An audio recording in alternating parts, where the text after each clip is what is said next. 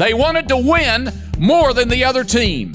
How many of us want to win? How many of us want to win somebody to Jesus Christ? How many of us believe what we preach? How many of us believe that this gospel is worth dying for?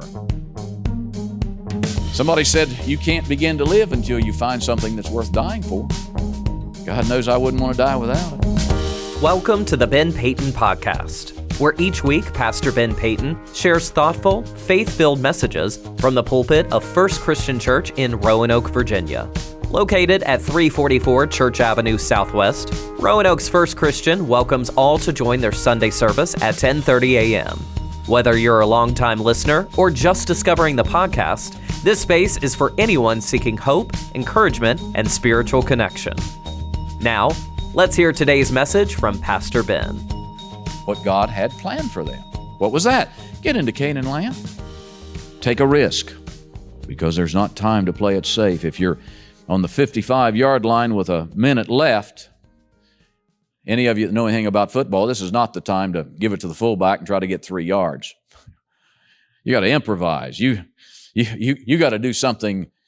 You got to take a risk. Put the ball in the air. And you know what's interesting? The fans in the stand know that too. It seems like many times the last one to know are the people in the pews, people out here observing. They know what needs to be done. Here's a quote: "One doesn't discover new lands without consenting to lose sight of the shore for a very long period of time." We would have never made it this far had we not been willing to take a risk. The firefighter said, I don't think very many people will move. Will not sell the building. That was the first one.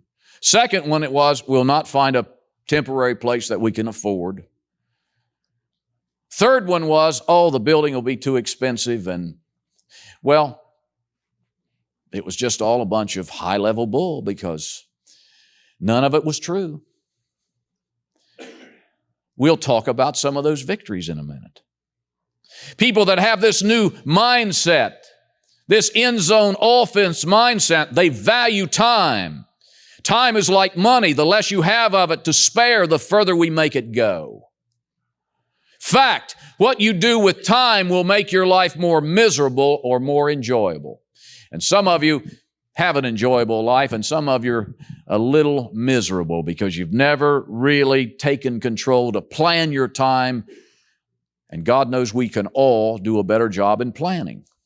And when it comes to the things of God, most people have this large concept of, man, I've got to give up everything to work 40 or 50 hours a week for the church. No! Just think what you could accomplish if you had 1 or 2 other blocks of time to volunteer, to reach out to others, to knock on the door, to send a tract, to pray for someone, to visit someone in the hospital, to attend a Bible study. Just think what you could accomplish for that. The next one is, these focus upon their strength. They have a concentration. That's so they can get the most out of the time that they have. You know, when it comes time down on the 2-yard line and you got 2 minutes to go, everybody's position is important. True, you want to get it in the hand of Emmitt Smith. He's the proven one that steps up to the plate. He's the one that needs to have the ball in his hands, because he's the one that from time to time has broken it and brought the score and brought the victory.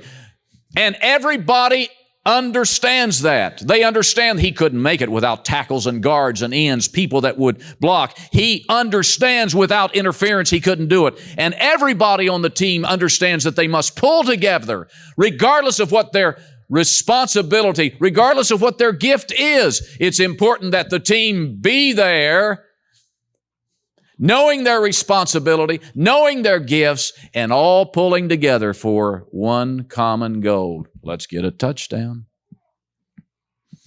We come in to the sanctuary on Sunday morning. How many of us are praying, oh God, today just one soul, just one that's lost. Lord, give us that one lost soul. There's going to be one there today, Lord. I'm praying that whatever Ben preaches today, you'll use him and bring the anointing power of God upon him, that he can touch the heart of that individual. Yes, Lord, I'm praying that that one lost soul will be saved today. That's the desire and the goal, and that's what we're here for. That's victory.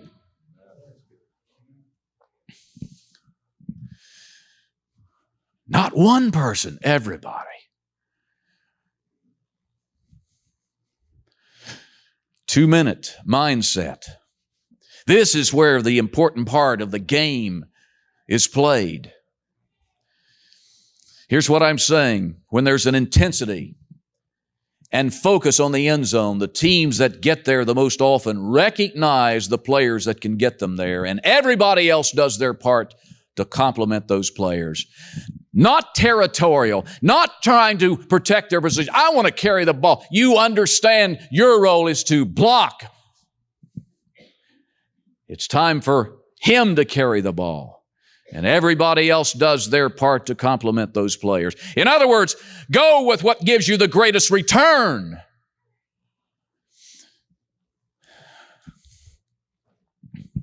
The thing that gives us the greatest return at Calvary Tabernacle? Sunday morning worship.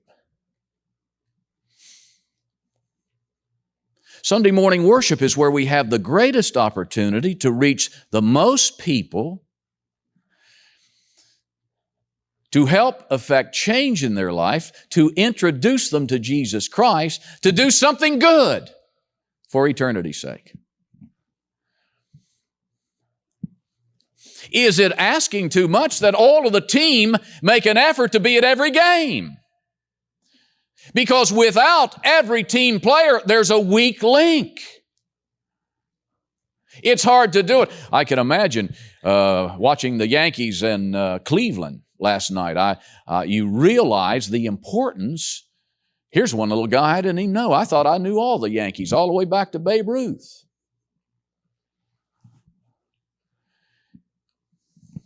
Who's the first baseman for New York? Anybody know? He'd gone hitless, I think, in 19 or 20 times at the plate. He leads off the inning. Who is it? Tino Martinez. He's one of my favorite players. I know him well. He led off the inning, and he smashed a double down, smashed the ball down the left field line. Oh man, the team is thrilled to death, and he immediately goes into second. First thing they do, Yankees are kind of afraid that the Cleveland Indians, they have a lot of power. Man, they could come back. I think they had a 3-run lead at that point, but they wanted to get this run in. Tino Martinez is the first baseman. He's a starting player. He's been in the lineup every game. They took him out of the game and put in some little kid about my size, not quite as handsome, not quite as fast, but he was fast. They put him in to run at second base. Martinez came, boy, you could see the team. They were giving him the high fives. They were thrilled for him. He had broken his slump. Here he is out of the game. And this guy, who I haven't even seen, he's out there on second base. He was able to score because of his speed and of his ability to run the bases. He didn't get the cheers when the home runs went up. He didn't even get credit for the base hit, but he's going to score, and he's going to help the team defeat Cleveland to bring the series even. The team needs to be in place. The team needs to be ready to do their part because there's a lot at stake, and what's at stake is eternity for people. People with this new mindset, this gold line mindset, they move forward on character. Where is the character of the church today? When does the 2-minute offense kick in? At the end of the first half and at the end of the game. Now listen to this. Question. When are the players the most tired? At the end of the first half and at the end of the game. They've been on the field. They've been fighting. They've been struggling. They've been sweating. They've been doing everything they could possibly do. If ever there was a time they want to walk up to the coach and say, Coach, could I sit out for a while? They can't do it now.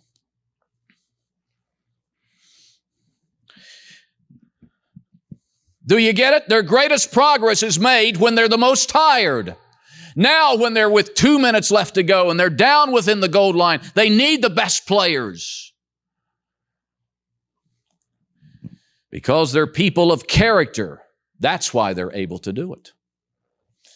We sometimes wonder, why has this individual been able to withstand all of the storms of life? How has this individual been able to put up with all of the garbage that has been launched at him? But yet you can answer it when the chips are down. An individual of character.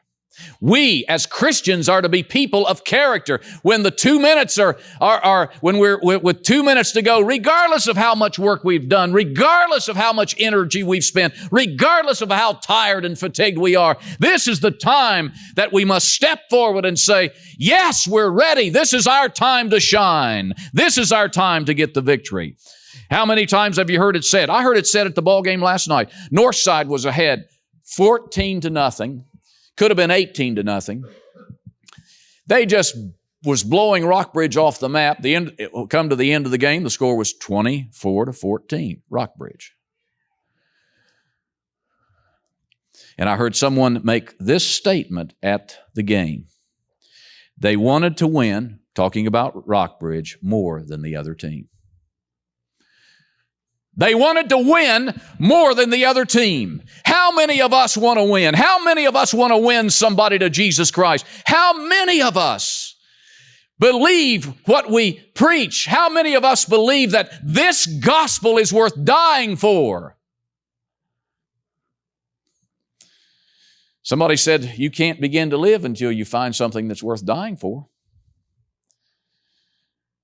God knows I wouldn't want to die without it. But God knows I would be willing to put my life on the line for my kids, for my family, even for my friends that may not know Jesus, because we're not talking about just a little ball game. We're talking about eternity. If you could have been with me last Thursday night and heard my daughter Heather talk about some of the children that's in her class. We were at Carlos. Any of you ever eaten at Carlos restaurant? It's one of the best Brazilian restaurants in town.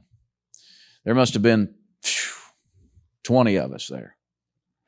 And she began to tell about 3 children in her class. She told about one little child who just loved her dearly, that comes to school and has for the last week or so with chewing gum in her hair. Her mom and dad don't care enough about her to clean her up and get the chewing gum out, and she has lice. She loves Heather. She told another little story about one of the most beautiful children she'd ever seen, who showed her how she'd been abused. She had to report him. And because she couldn't reach and get her book bag and kept asking one of her parents for help, she was beaten and had the scars that were so bad. She told another story, and I didn't realize it, but she began to get cold, and Heather looked at me and she says, "I'm sorry, Dad. I didn't mean to make you cry." And then the tears just began to trickle down my cheek. I couldn't believe that there would be children that could be abused in this town, in this valley. Could it be that we need to find some people who are willing to invest their lives into these children and put their life at risk to go and knock on the door and say, "We'd like to carry your little child to church this coming Sunday. We'll take real good care of her. We'll feed her and we'll return her home at the proper time. We're missing it. Some of us are going to begin to see this as ministry. When the children come in, I had a great meeting this past Thursday. And one of the things that came out of the meeting was the importance of the nursery. And this pastor told me, he said, Ben, unless you have a much better equipped, said this is a beautiful facility, and for what you have, it's wonderful, but it's just not adequate enough. You need 6 beds. You need grandmother types that will hold the babies and love them. Pastor, you're going to have to find people that are not going to rotate, but that you're going to have to find people who are willing to invest their life into these children. I'm talking about a end-zone mindset. The clock is ticking. We have 2 minutes. Our time has come. We're beginning to work on the plans. You saw this morning that we need to, in our elders, we need to add an additional elder. We need to make some changes with various aspects of the church. And by the glory of God and by your help and God's guidance and wisdom, we're going to do it, and we're going to be prepared. And when Friend Day comes, Friend Day marks the beginning of something mighty and wonderful. Friend Day marks the opportunity for us to strip away all of our prejudice and sacrifice our time and pour ourselves into the people that are going to come.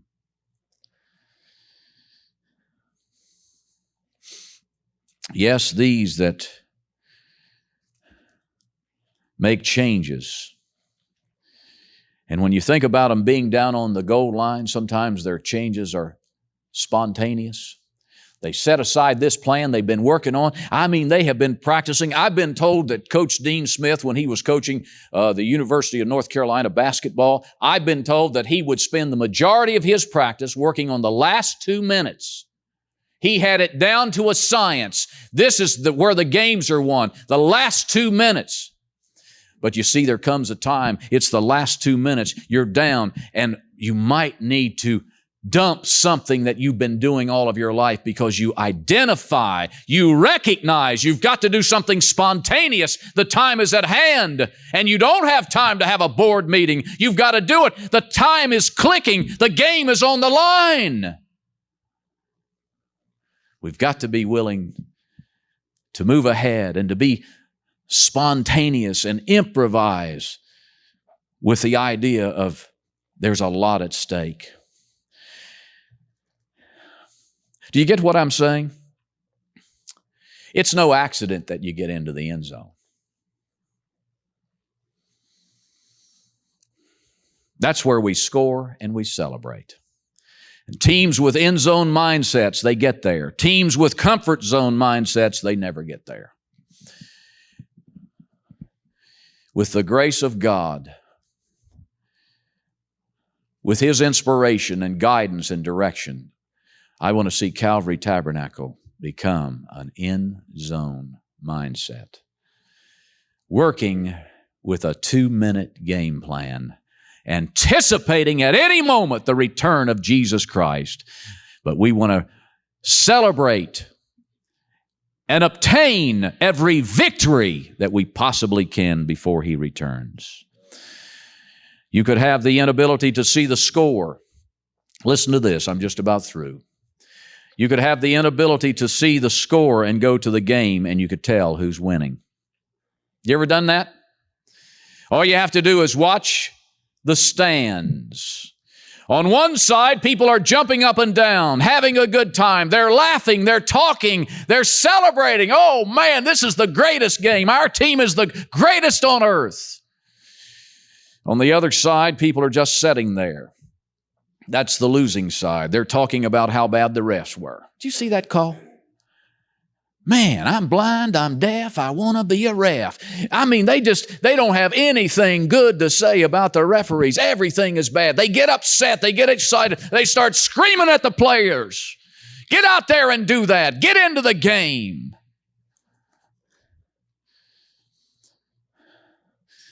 But we want to be the ones that talk about victories and celebrate. The children of Israel, they never made it. They never made it. I'm talking about the older generation into Canaan land. They had a good game plan. They weren't hungry enough for it. They weren't hungry enough for it. You get hungry enough for something, and you're going to get it. You get hungry enough for Texas Tavern chili, you're going to get it, aren't you? You get hungry enough for things of God. You get hungry enough for a passionate, life-changing relationship with Jesus Christ. You get hungry enough, and I mean, you think about it, and you're starving for it, and it becomes a passion within you that burns. You're going to get it. And that's where I see us going. We're going to have that 2-minute game plan. We're going to score some victories. But you know what? The greatest thing, we've already made some victories. Sold the church on Orange Avenue. What a victory. Man, nobody will buy this church. It's in a bad neighborhood. And if they buy it, they won't pay enough money for it. Hey, we sold it. Probably got more money from it than we should have. Sold the building next door. Don't finance it for them. They'll never pay you. We financed it and they paid us.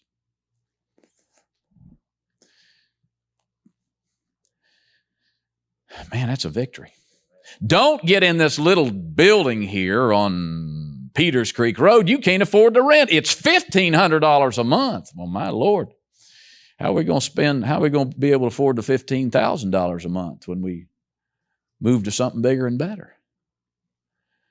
We have to dream and we have to anticipate. That was one of the greatest moves that Calvary ever made. That was a victory. You remember when we came in here the first day? Whew, my goodness, they were everywhere. I mean, there were so many people in the choir, they were breathing down my neck, it made my hair fall. Didn't have enough hairspray, that hot breath. People were coming from everywhere. A victory. One lady said, he'll never build that church. Well, I didn't. God built it. And this isn't the church. This is phase 1. But we can't be more interested in the building than we can the people. We have to keep our focus. Our plan is to minister to the people. And we've got to do 10 times better job in the present than what we've done in the past. Are you hearing me? We must do a 10-time better job in the present than what we've done in the past. And we'll be able to do it. Because I've never known Calvary Tabernacle not to answer the call. Never. I've been here 10 years, and I've never stepped up and asked anyone that they didn't answer the call. Oh, you always have a few flakes, but where one flake flakes out, there's 2 or 3 to take their place. We're going to have a victory here, celebration on November 1st. That's Friend Day. We're going to have a victory celebration. We want the building full. If you double yourself, there'll be more people than we have chairs for them. And won't that be wonderful? I'm going to turn Perry loose here and let him talk about Friend Day. But we need to be praying more than just a full house. We need to pray that the people that come that aren't saved will find God, first and foremost. Secondly, the people that come that are kind of like the children of Israel living in the desert, we want to take them from the desert, dry experience and help lead them over into Canaan land, which is where God wanted them, the land that flows with milk and honey, where they can rejoice and celebrate. Will you do me a favor? And I'm going to stop with this. Will you do me a favor? And I want you to start at the next service. I want us to start learning to do something that we did previously. This will make a great statement for our church and to our visitors, and it will create for our visitors a great opportunity not to embarrass them. Starting almost immediately, when you come, I hope you can come every service, but when you come, I want you to sit as close to the front as you can. I want you to sit as close to the front as you can. When I went to West Virginia and held that citywide crusade at Beckley, I preached at all of the major, largest churches in the area. And the one large, everlasting impression that was made upon me, and I didn't realize it until I was in the car with Ken Taylor heading home, and I looked over at him. He was driving, of course. And I said, Ken, did you notice at that church what was different about that as opposed to the others? And he said, what? I said, they all sat from the front to the back. It tells the people that you're interested in the things of God, and it creates for the guests, not visitors, our guests, a place where they can sit and not have to be put on display. The worst thing that can happen on Friend Day is they come in and they're forced to sit right here in the front, and it kind of puts them in a uncomfortable situation. Pray about that. And the Lord's going to tell you to do it. I've already talked to Him about it. Then determine to follow what He tells you. A new mindset. The children of Israel didn't believe, they didn't get in. Now later, Joshua and Caleb led the next generation in, but that other generation didn't get in because they had a comfort zone mindset. We need an in zone mindset. There's 2 minutes left to play. Let's get in and score. And then, let's celebrate. Thanks for listening to the Ben Peyton Podcast. To learn more about Pastor Ben, explore past sermons, or find out more about Roanoke's First Christian Church, visit benpeyton.com. If you're in the Roanoke area, you're invited to worship in person. Services begin every Sunday at 10:30 a.m. at 344 Church Avenue Southwest. We hope you'll join us next time for another message of hope and encouragement.